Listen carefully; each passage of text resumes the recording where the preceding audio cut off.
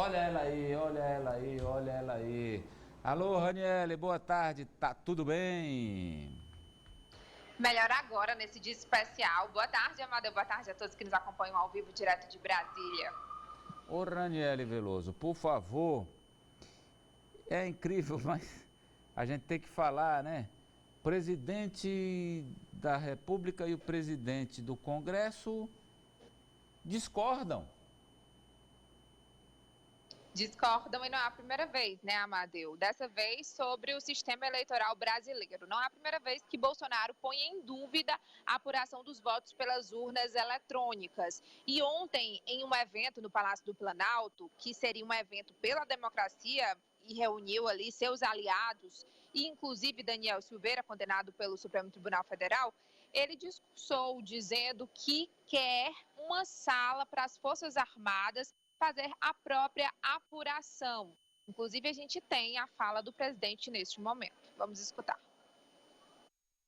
Se um militar mente, acabou a carreira dele. O cabo não sai sargento. O subtenente não sai tenente. O coronel não sai general.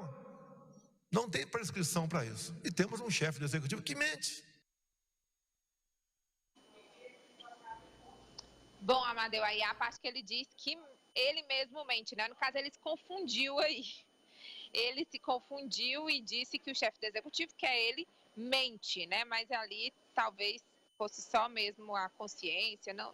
Foi um erro do presidente. Mas a gente tem a parte que ele fala sobre as urnas eletrônicas. Raniele, não tem? Não temos esse trecho, você mesma pode resumir, por favor.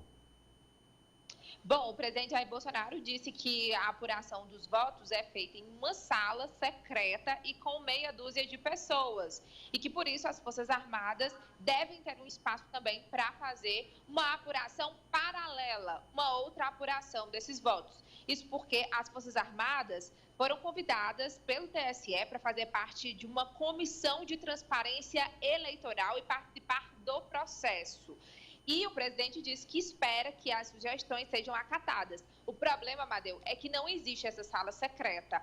O próprio TSE já havia desmentido esse tipo de informação ainda no ano passado, quando informou que os votos são apurados e contados automaticamente.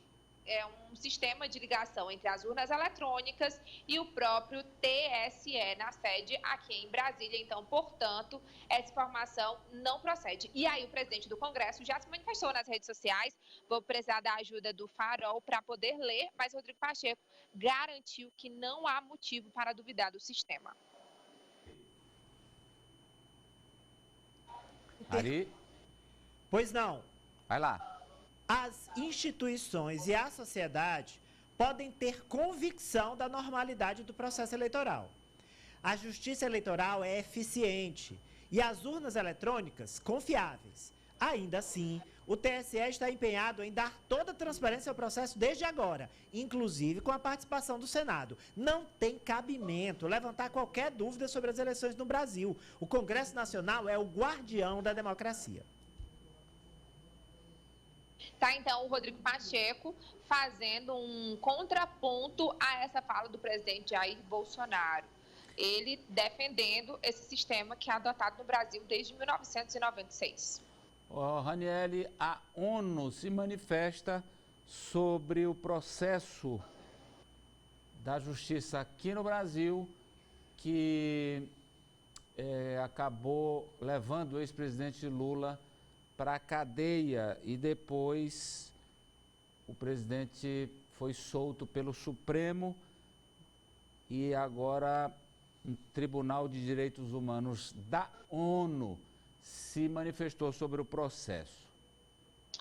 É um comitê de direitos humanos da Organização das Nações Unidas. Foi uma representação do próprio ex-presidente Lula ao comitê, isso em 2016, Amadeu, mas que foram sendo acrescentados outros fatos ao longo e decorrer julgamento desse processo, sobretudo na Operação Lava Jato. De acordo com a ONU, a justiça brasileira cometeu, sim, violações de direitos políticos do ex-presidente Lula, como, por exemplo, burlou ali algumas regras do processo.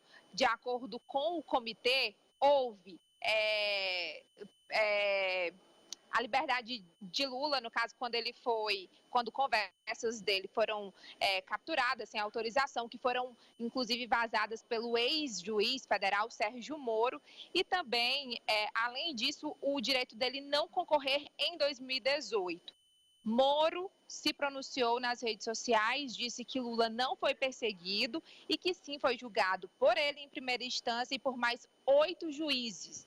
Só lembrando que o TSE impediu a sua candidatura em 2018 porque o TRF4 manteve a condenação feita na Operação Lava Jato por corrupção e lavagem de dinheiro, no caso do triplex do Guarujá.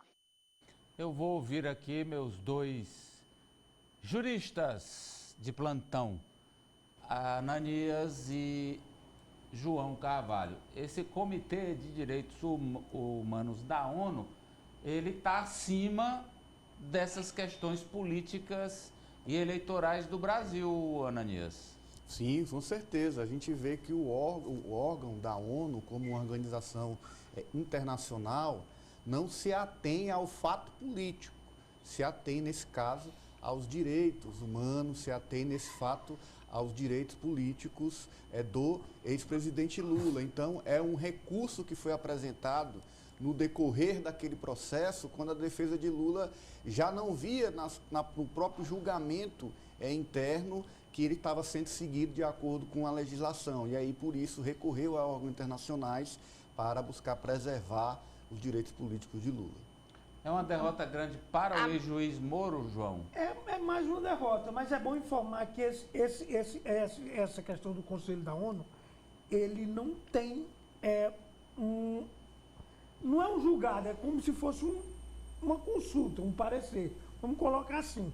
Já a Corte Internacional de Haia, não, essa sim, aí é um julgamento. Que também lá ainda está em tramitação. Que lá realmente é julgada com mais...